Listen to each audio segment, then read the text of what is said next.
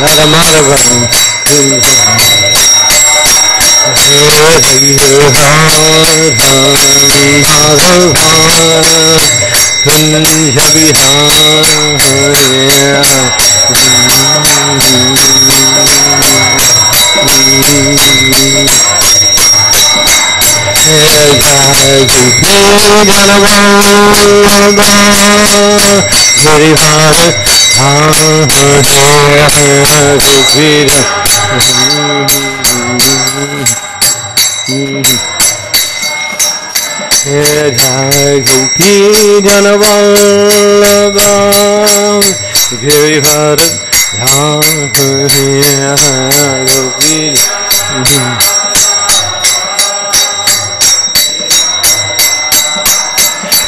Surnandana Bhajadana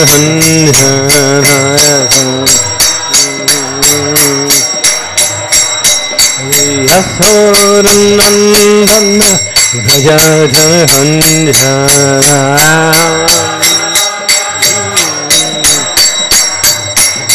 Jamuna Tira Bhane Yamuna Jamuna Tira Bhane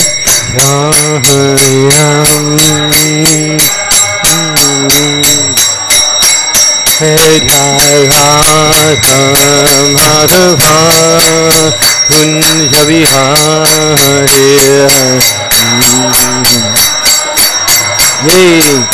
Kunja Vihari Madhava Kunja Vihari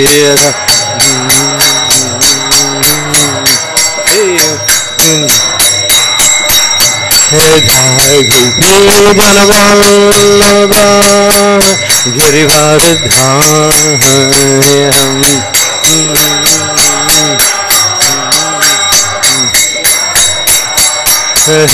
Jaya Gopi Janavallabha Girivardhanayam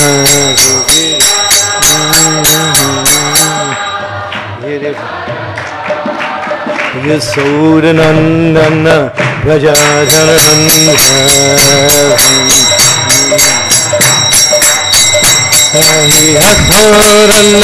Yasodanandana Vrajadhanandana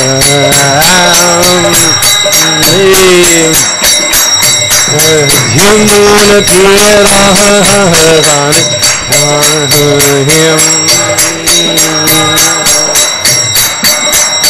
Jamuna Tira Bhane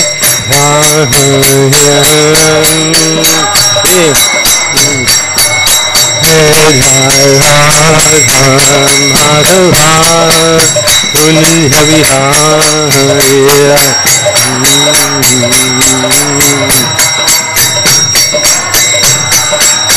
Jaya Radha Madha Radha Madha Radha Madha Jai Radha Madha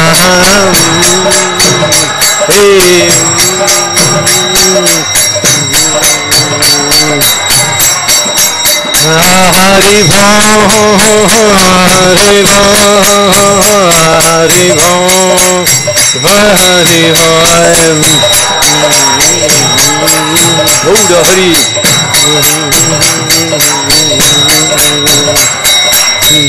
Jaya Jaya Prabhupada Prabhupada Prabhupada Jaya Prabhupada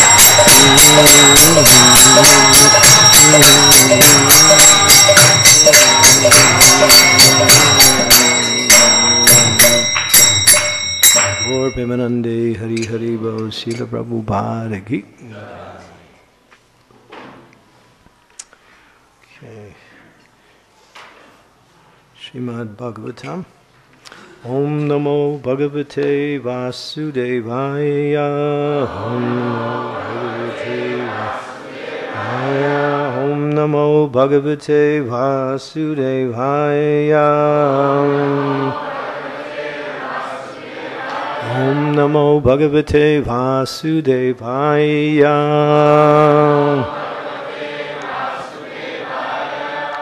So today we're covering many verses, in fact the whole remaining part of the chapter, from verse 8 to the end, verse number 26. 20 is on the board, and that has the only purport in the whole series of verses. So. Shastam samvatsaram tatra charidva rohitam purim upavrajjan ajigat gartad akrinam madhyamam sutam sunasepam pasum pitre Radaya samavandata Shastam samvatsaram tatra Charidva rohita purim Upavrajana jigartad Akrinam madhyamam sutam Sunasepam pasum pitre Vadaya samavandata. Chant.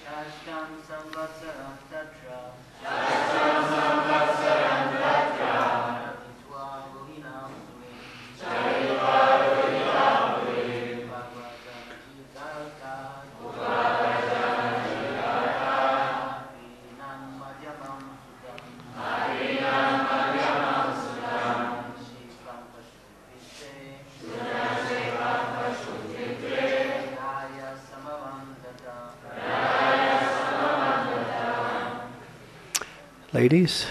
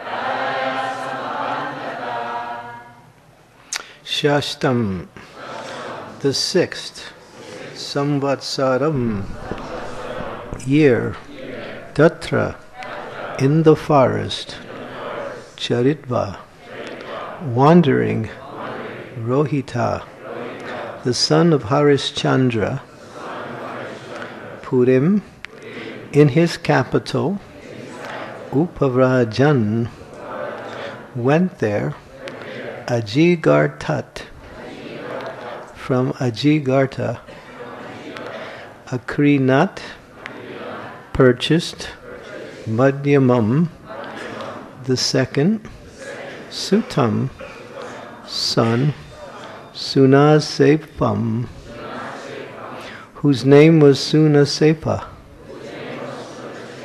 Pasum, to use as the sacrificial animal, Pitre, unto his father, Pradaya, offering, Samavandata, respectfully offering his obeisances. Okay, so I'll go back and read the verses prior to this area, and then we'll come to verse 20. This is verse number 8. So this starts a whole different subject. So we're hearing about Harishchandra.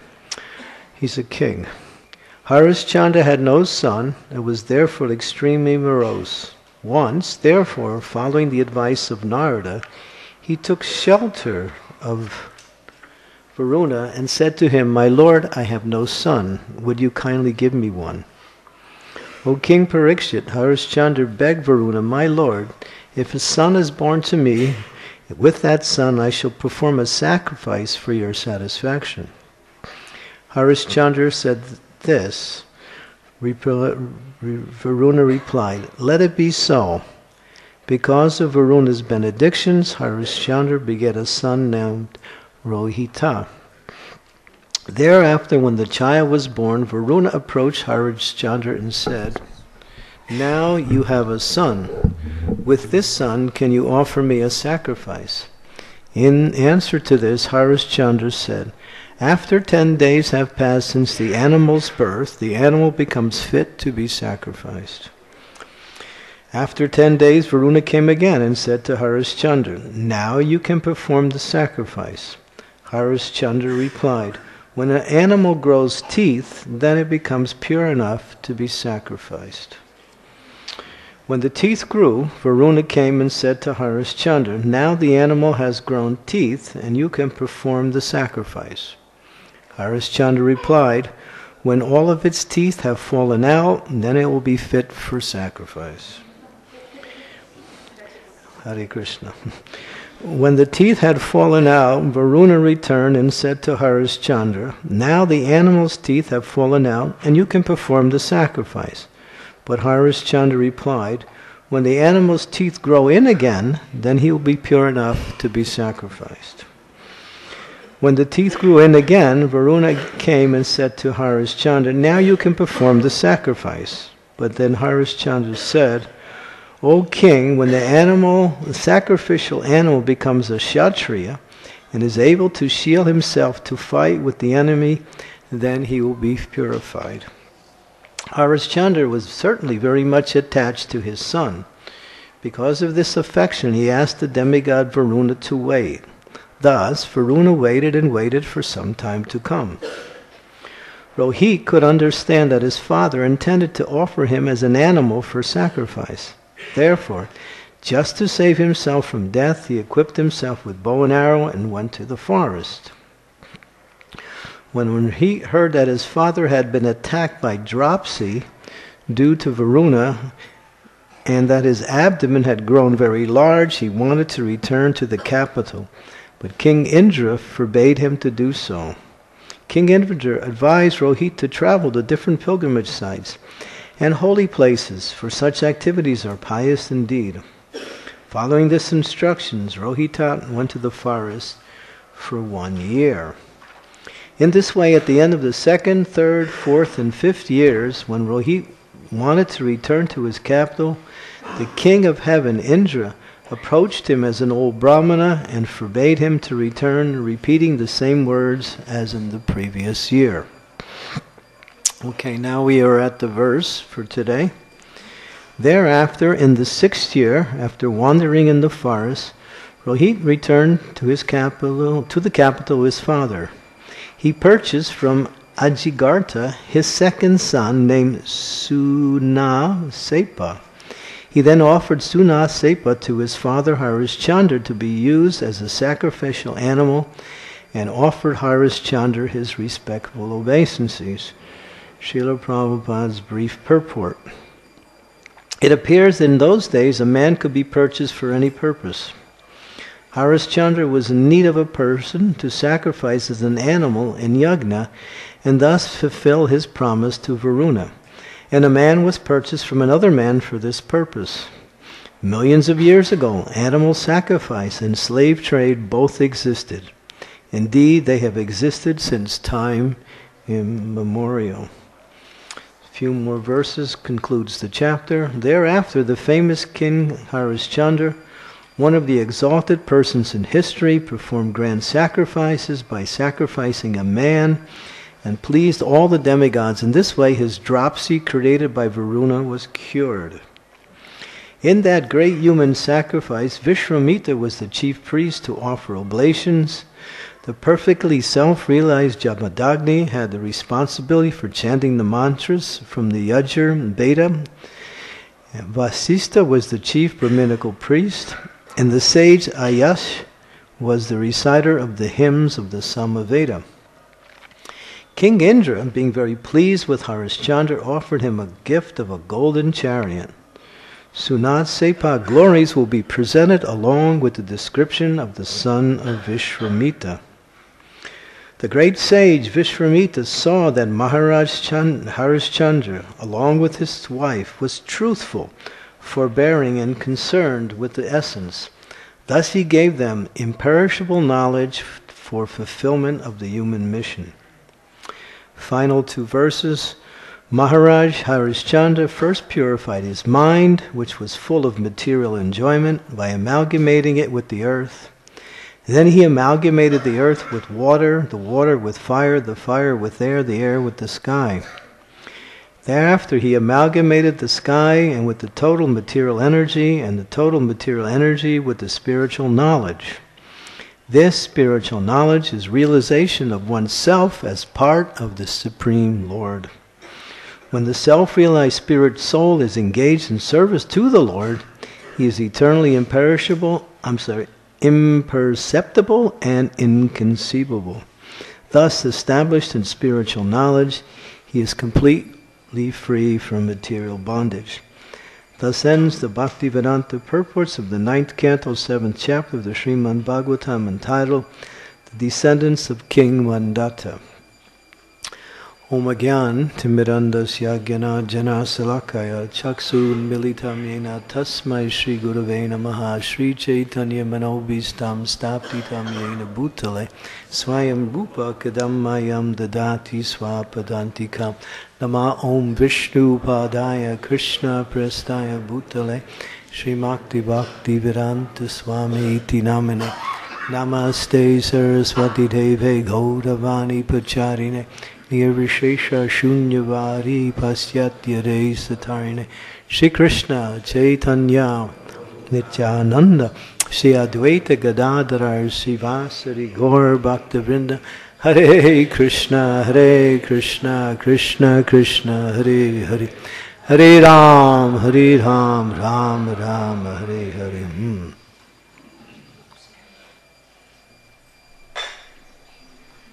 It's a very, you might say, uniquely interesting chapter.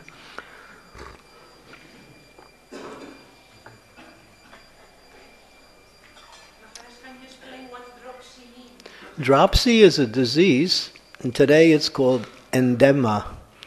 When the body becomes filled with fluid, the tissues of the body expand and the body becomes enlarged. So people have that in their legs, in their arms, in different places in the body. Dropsy is the ancient name for the disease. I just looked that up, so... just in case someone would ask me, because I didn't know it either. So, yeah, we're hearing about something, what is, let me say, seems quite very much karmakanda. Why did Harishchandra approach, a demigod for material benedictions for his son? He did it, of course, it's mentioned on the advice of Narada Muni. But then, when one worships the demigods, because their fruits are limited and temporary, then one still remains entangled in material responsibilities. So it says in the Srimad Bhagavatam, Devarshi Putatma Nirnam Pratignan Kinkanaraya Nayana Rajiv Charajan Sarvatmanam Yam Sharanam Smaramam Kato Mukund Partirit Kartum Mukunda Pratiritya Kartum. From Srimad Bhagavatam 11th canto, 5th chapter. This is a very fundamental verse that should be known by all the devotees, because it is the foundation for us to execute devotional service free from all kinds of material responsibilities and what we might say attachments. When the living entity takes birth within the material world, he becomes a debtor automatically. Even though no activity has been performed, everything is provided for the living entity's existence in this world. And Prabhupada gives the examples such as sunlight is provided by the sun, so one has to pay the sun the electric bill. Water is provided, air, food. One's parents give one's life, there's a debt to the parents. The demigods arrange for the material energy to go on in a certain way. There's a debt to them. There is also a debt to the sages and who give transcendental and what we say practical, religious, spiritual knowledge. There's a debt to the forefathers for tradition and culture. So people are not aware of this, and therefore they remain their whole life debtors. And therefore, automatically, they're forced to take birth life after life in order to somehow or other pay back these debts. It becomes a responsibility. But this verse explains that one who takes the devotional service to the Lord becomes free from all material obligations. Sometimes we see devotees are somewhat reluctant to surrender completely to devotional service because of material responsibilities and obligations. Those material responsibilities and obligations are required, but the real, or we say the essential need of the living entity is prema pumartamahan, loving devotional service to the Supreme Personality of Godhead. And this verse explains, because all activities are emanating from and are part of the Supreme Source, Sri Krishna Himself, then one who worships the Lord in devotion automatically becomes freed from all material responsibilities. That is the power of pure devotional service. That is the mercy of the Supreme Personality of Godhead. So therefore, there is what we might say a responsibility in devotional service to maintain whatever is needed in order to keep body and soul together, in order to execute devotional service. But beyond that, like sometimes I've experienced that sometimes devotees or not devotees, but persons who are new, coming to Krishna consciousness, who have been inspired by the process of devotional service, they are reluctant to make that step because of material, we might say, attachments and responsibilities. And therefore they stay in the material energy trying to fulfill those obligations. But you can't ever fulfill them, because when you try to fulfill one obligation, what happens? You get another one comes. It's the endless. The material energy is what we call endlessly mutable. And there's always some attachment to whatever you're doing. When you complete one thing, the results you get is another form of the attachment. So the real responsibility and the real need of the living entity to free themselves from all what we say encumbrances in the path of devotional service is to surrender completely to the Supreme Personality of Godhead. Savai pumsam paro dharmo yato bhakti ahoksaje hoitaki apriyata yayatma suprasidati. The sages respond to Sutta Goswami's question in response with this verse, that what is the actual best interest of the living entity? What is his highest interest? What is his best interest? What is his actual success in life? And here the answer is given by Sutta Goswami in the Srimad Bhagavatam, to engage fully in devotional service to the Lord. So here we're also hearing in this section about sacrifice. And the scriptures are full of various types of sacrifices that need to be performed. We have the samskaras and the various types of sacrifices that are there. And here we're hearing about a very unusual form of sacrifice, and sacrificing of a man-animal, in order to please the devas.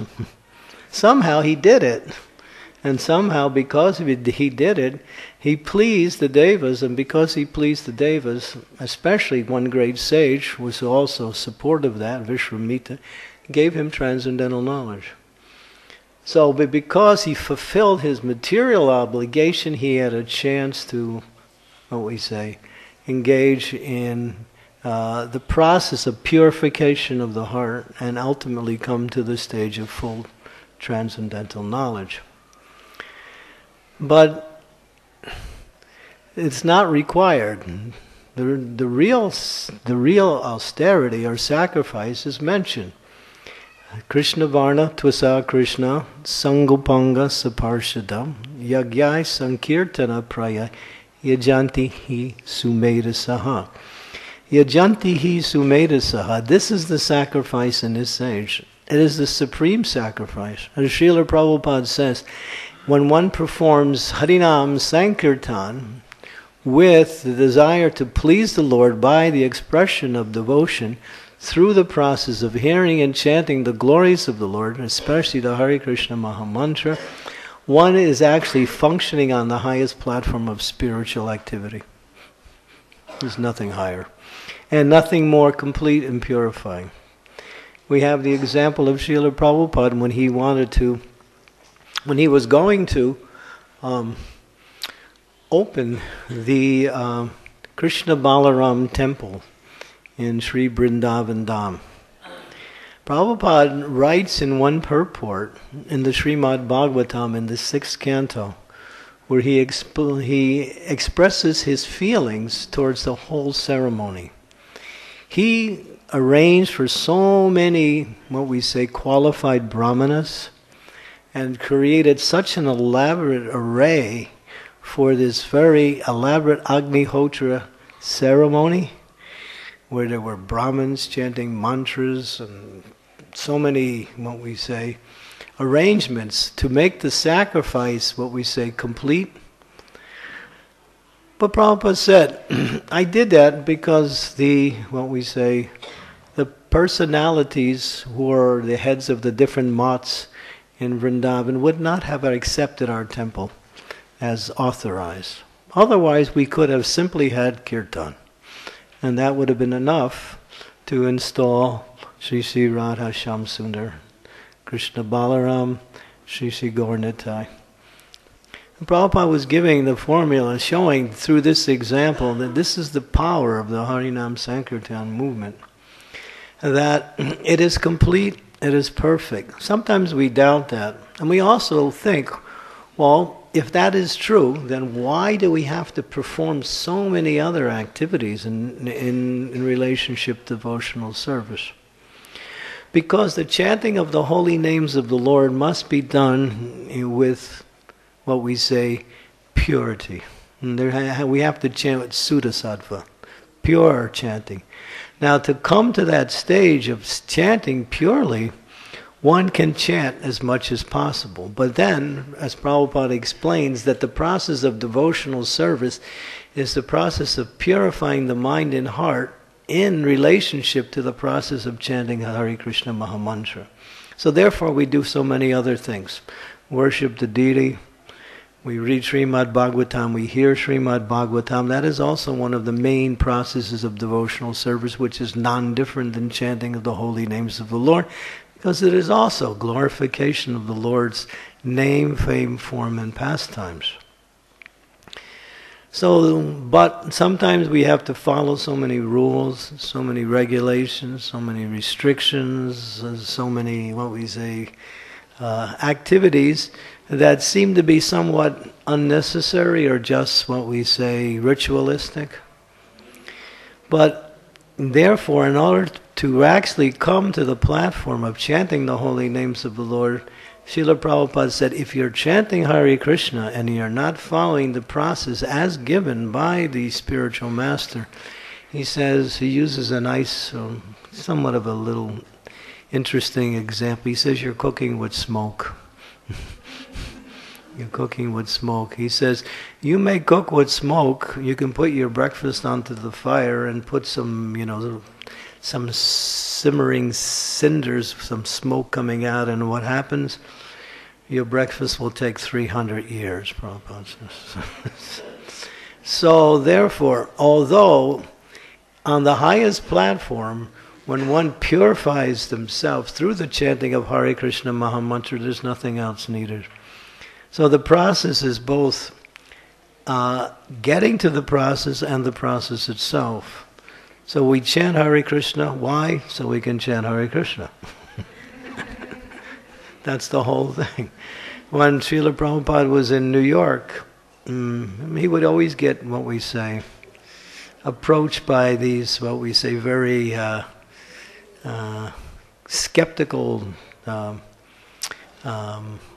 interviewers coming from different newspapers and radio stations. And so one time, in a very challenging way, one reporter said to Srila Prabhupada, Swamiji, he called him Swamiji because he heard that was his name, Swamiji, what do you get from this chanting? And Prabhupada immediately responded, we get chanting from chanting. That's all. So this is the process, and this is the sacrifice in this age. So coming to that stage means to come to the stage of Satatan Kirtayanto Mam. And this is our process. Chanting 16 rounds is simply preliminary. That's all. That's all it is. It's concessionary. Actually, Vishwanath Chakravarti Thakur explains that the process means to chant always, 24 hours a day. So many verses in Srimad Bhagavatam and statements by Srila Prabhupada and even in the Puranas, we hear that the process of chanting must be 24 hours a day. That's actually the success of our devotional service. So how to get there? So Vishwanath Chakravarti Thakur says, by chanting regularly, every day, prescribed numbers of rounds, one will gradually come to the process or come to the practice of chanting always. So therefore one has to stay fixed in their numerical vows and try to increase more and more in the process of chanting the Hare Krishna Mahamantra. And both kirtan and japa, both, not just kirtan. Sometimes I meet people and I say, kirtan's nice, we love kirtan, let's have 24-hour kirtan, let's have 48-hour kirtan, let's not stop kirtan. But japa, why make it difficult in life? But japa also supports kirtan, and also it is the instructions of the spiritual master, so we take it as foundational to our success in practicing Krishna consciousness. But japa means to really fix the mind and heart with great determination, with proper consciousness, and to apply ourselves, because the quality of our japa will also impact on the quality of our kirtan. Both like that. So it's important that we take these two processes very seriously. You might say, Maharaj, I heard this subject all the time. Can't you tell me something interesting? Something new, something different, something I haven't heard before. But this is the essence. Listen to Srila Prabhupada's lectures over and over again. Practically every lecture he would say, chant Hare Krishna. One of my godbrothers, he was a very senior godbrother, and he has a larger responsibility. And he has so many disciples, and he has a big yatra he also manages. So many of the disciples and members of the yatra were approaching him with many, many challenges, problems, day after day. It was becoming a regular thing. 2, 3 devotees every day coming with problems. So he decided, all right, I'm going to give 1 year of classes only on the holy name. That's all. I'm not going to speak about anything else but chanting the Hare Krishna Mahamantra, Kirtan, the importance, the glories of the holy name. And he told me, and he also told others, that after 1 year, 50% of the problems reduced. Because that's our problem. We really haven't developed a taste for the holy name. And that is the process of devotional service. We want that ruchi. So developing a taste for the holy name is actually one of our main goals.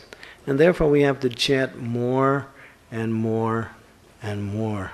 And also try to qualify our chanting.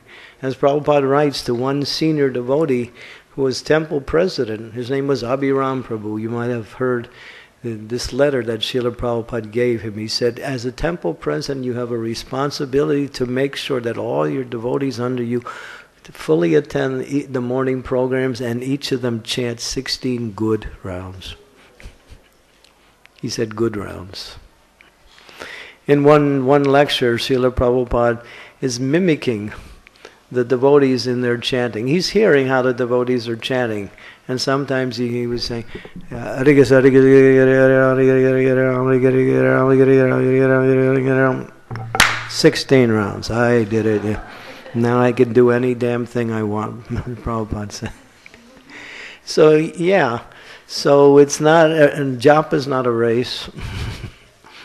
It's an opportunity, and it's a great privilege to have a chance to connect with Krishna through his sacred holy name. So it should be done with great reverence and attention, and with determination.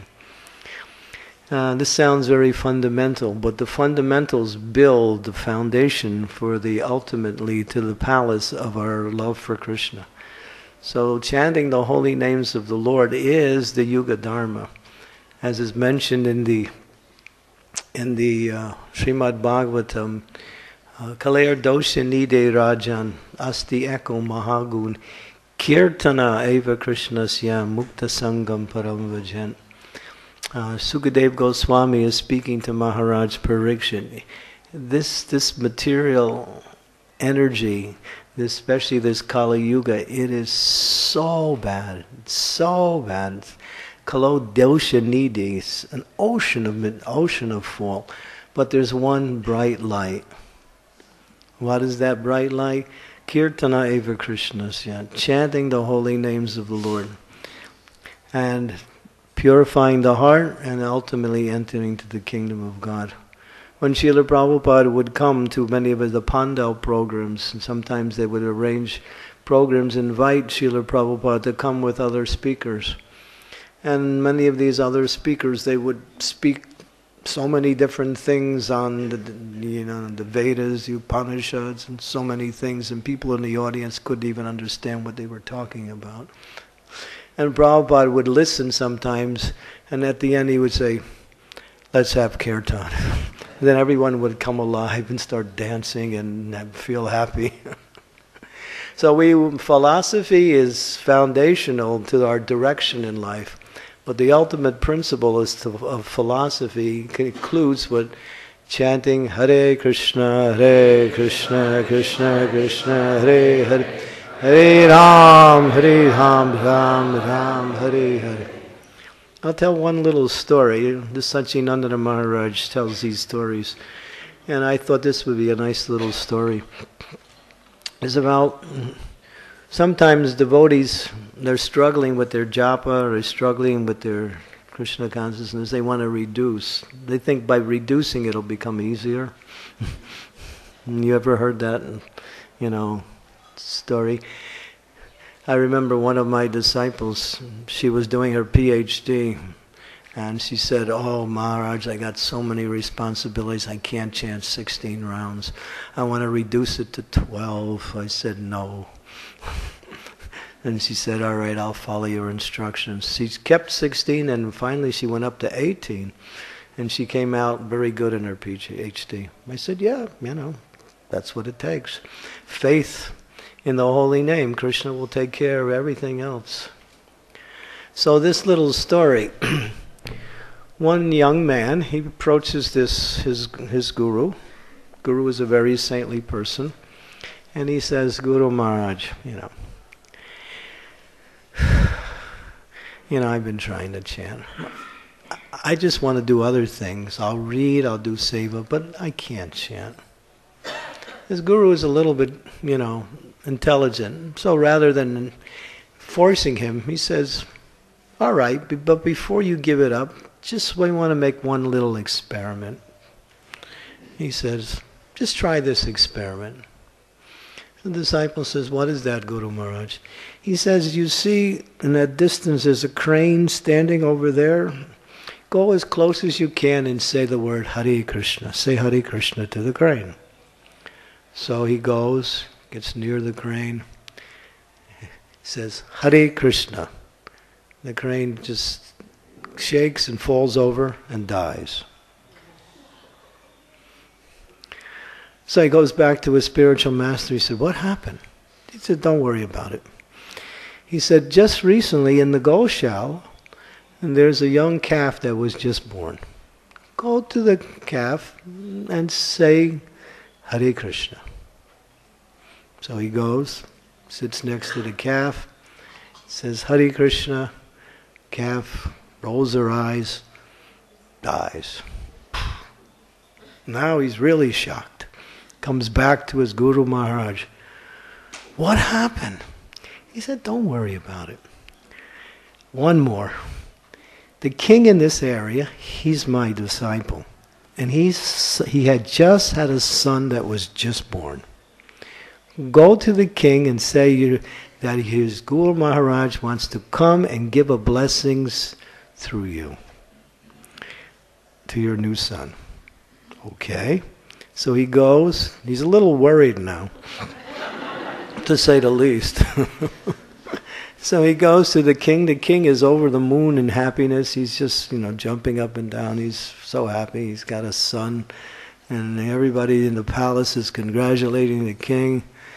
So he comes, meets the king, says, I came on behalf of our Guru Maharaj. Oh, Guru Maharaj, he knows, yes. And he's very happy. He sent me with the blessings to your new son. Okay. Can I go see the son?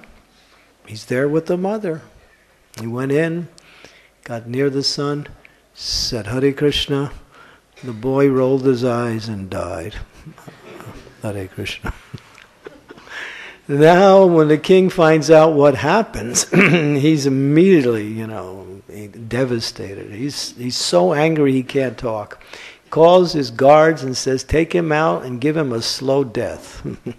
Torture him, make him live long but die slow.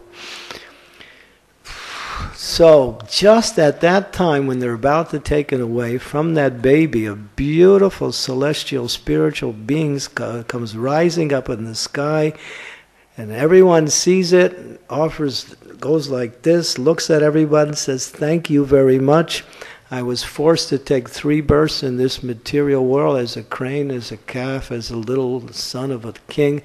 Now I am going back to the spiritual world. And then the king was a little pacified. So now, after saying that, he comes back to his spiritual master. He says, you still want to give up the chanting? No, Guru Maharaj. No, Guru Maharaj. So this story kind of illustrates the power, just a little bit. It says we can only underestimate the glories of the holy name. No one can estimate or overestimate the glories of the holy name. So here we are in the most sacred place of Sri Mayapur Dham, where the holy name is the topmost form of worship. And so we are blessed. And so take advantage of that and just chant more and more and more. So I'll stop here because we're running close to time. I was supposed to end by 8:45. Any questions? Yes, Mahalakshmi Mataji.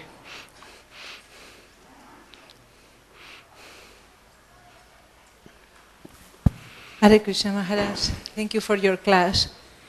You mentioned that important thing is to chant our japa with attention, and by doing so we'll reach to the point of chanting 24 hours a day, constantly. So could that mean also that a person who chants with the heart and tries to improve the chanting will come to the point of, while walking will be chanting, while doing the service, whatever the service might be, will also be chanting?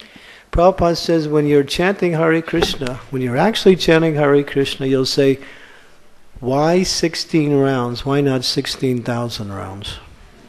That's a statement by Srila Prabhupada. In other words, when that taste comes, and that's what we want, that taste, that sweet taste, then one will just chant. Because there's no higher taste. So Prabhupada gives us the formula. When you're actually chanting, you'll think, why should I stop at 16?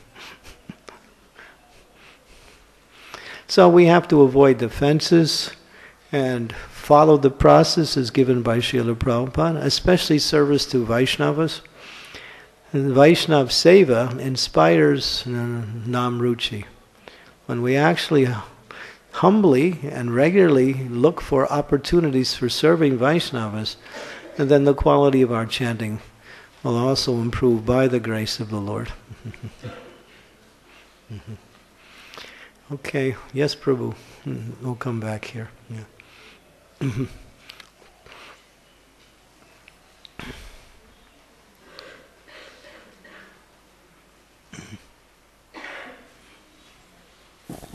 Thank you, Maharaj.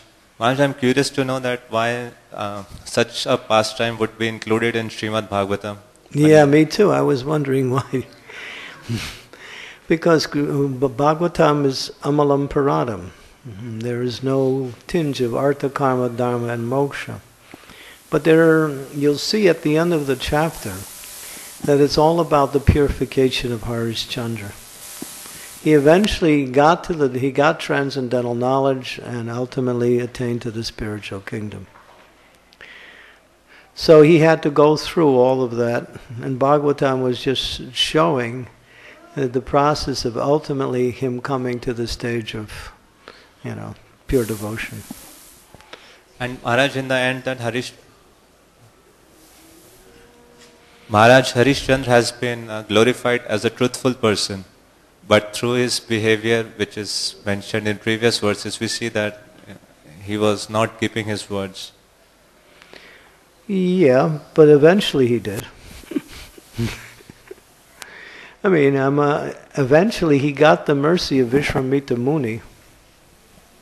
And by that mercy, he attained transcendental knowledge. So by attaining transcendental knowledge, he was able to practice the process of pure devotional service.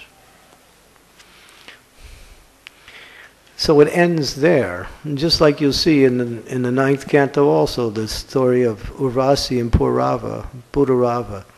He's chasing after some society girl. She goes back to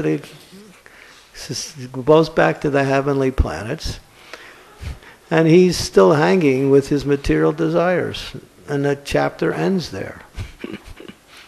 So then you go. But then if you read to the 11th canto, finally he gets frustrated and then takes up pure devotional service. And then attains to the spiritual world. So a lot of times, a lot of these apparent, karma kanda, jnana kanda, various types of sacrifices ultimately are showing the futility of these things, and ultimately one has to come to the process of pure devotional service. Yes, Maharaj. We always read that in the Vedic sacrifices the animal was liberated. So it seems like the human would also be a human animal, right? It was done by Vishwamitra Muni, and it's not like just killing somebody like in Mexico or something. How they did it. Well, that would be some philosophical speculation, but I would say for sure, at least from my understanding, he attained a very high position. Something better. Yeah. Obviously, he went upward. He didn't, you know, the sacrifice brought him to a better birth, at least. Mm-hmm. And like he said, I was thinking that Harishchandra was very clever to protect his son. You know, not that he was not keeping his promise.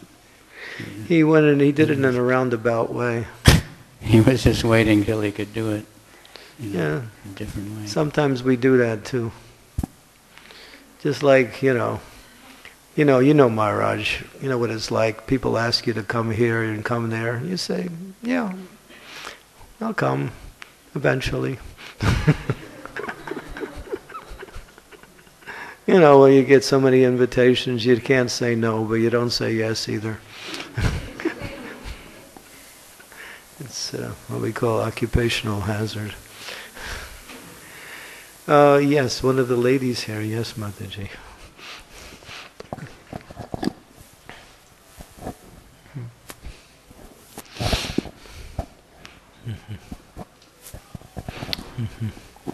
Hare Krishna.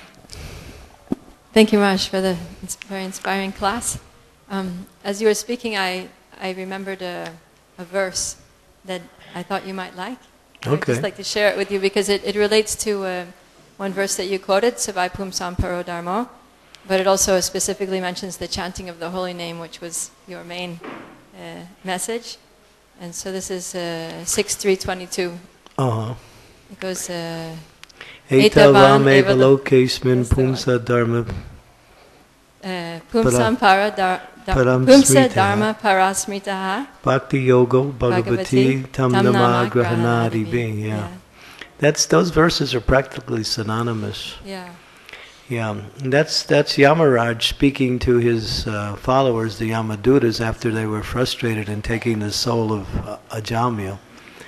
And he explains that the highest activity within human existence is to engage in devotional service. And the essence or the highest activity within the process of the devotional service is to chant the Hare Krishna Mahamantra. Yeah. So the essence of the essence. Yeah. Thank you. Nice point. Okay. Prabhu, we're going back and forth. We're equal opportunity employer here. We have to give the men and the women back and forth. So. Hare Krishna Maharaj. Uh-huh. Recently, we heard in the class that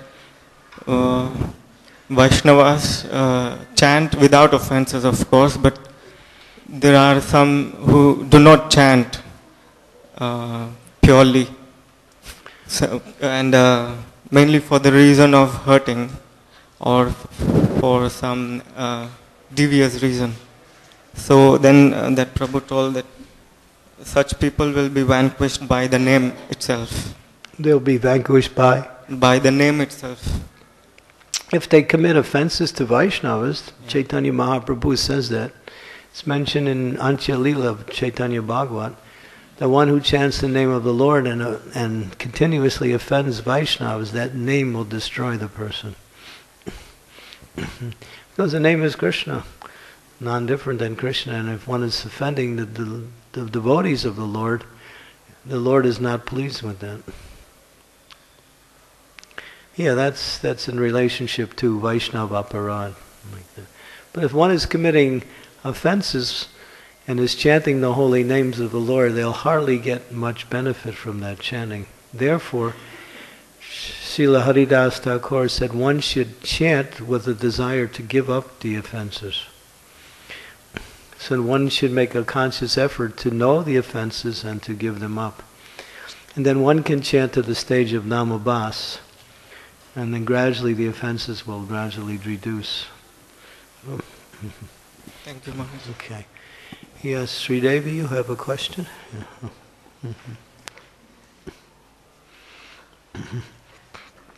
Is there any more questions coming? Yes, okay, but after Sridevi, then Mataji. Thank you, Guru Maharaj. On the stages of bhakti, after bhajan kriya we have nishtha, and then we have ruchi, and then asakti. My question is, what is the difference between ruchi and asakti? Ruchi means that sweet taste, and that is the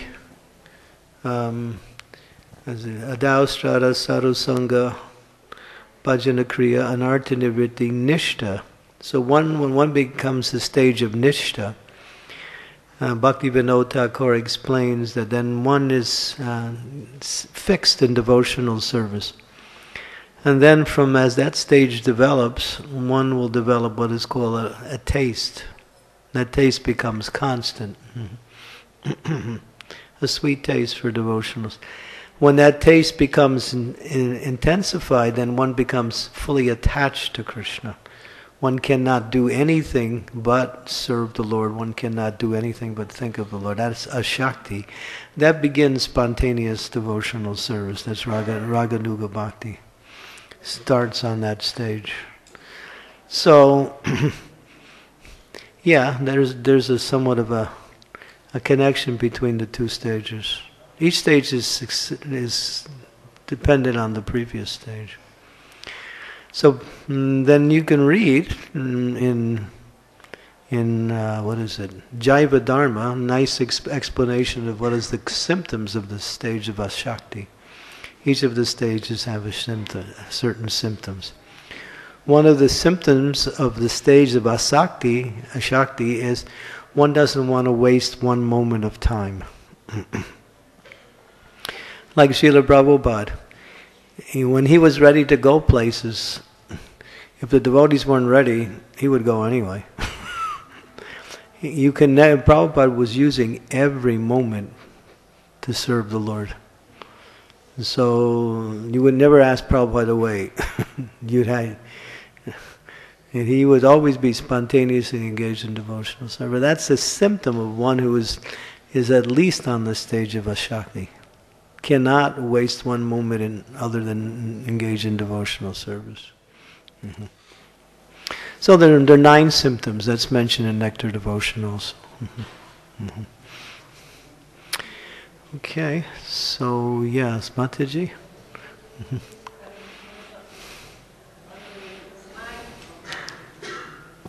Mm-hmm. The result of the sacrifice of Shunashepa. Yeah. In the end of the 9th canto explains that during the sacrifice, Vishwamitra, he was pleased with Shunashepa, was ready to give his life, but he was released.